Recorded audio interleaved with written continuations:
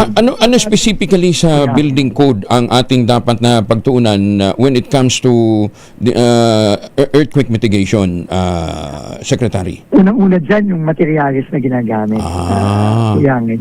Oo. Halimbawa, dito sa Angeles, nakita natin na may mga materials na mga bakal na ginamit na talagang medyo hindi sapat, no? Kaya yan gumuho dahil dun. No? So, iniimbestiga na yan ng NBI ngayon, nagpo-provide tayo ng input. Pero kailangan talaga mas maging strict tayo sa standard, pati na rin sa enforcement. Oo. So marami na kasing teknolohiya in the past 20 years na kailangan na-incorporate na natin sa building code. Pati standard ng mga materials, kailangan nandyan na Pero mas matibay. Pero like for example, sabi nga ni Commissioner Ariel Nepomuceno sa oil.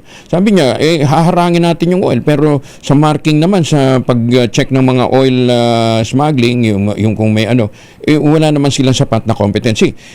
Pagdating ba sa pagsiguro na hindi substandard yung mga nai-import nating bakal, meron na rin tayong programa to improve the competency ng mga frontline natin sa mga border natin. Kaya pagkakasin natin yun, Angelon.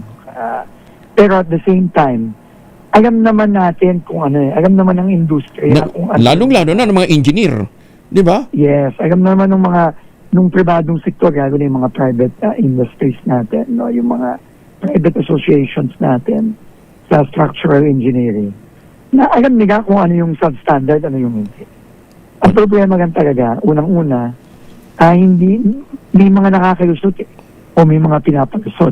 Oo. No? Kaya kamukha halimbawa, itong sa Angeles, kailangan managot yan hindi lang yung may-ari ng building na pinagawa, kundi pati yung paano ba nakalusot yan? No? Oo. So, kailangan tignan din natin yan.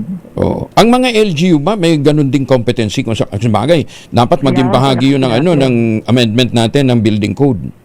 Kailangan pagkakasin natin na Kuya Angel. Oo. Pero tingin ko ang way lang naman is makipagtulungan sa pribadong sektor kasi ang pribadong sektor naman alam nila meron na silang kakayahan dyan. So kailangan talaga makipagtulungan.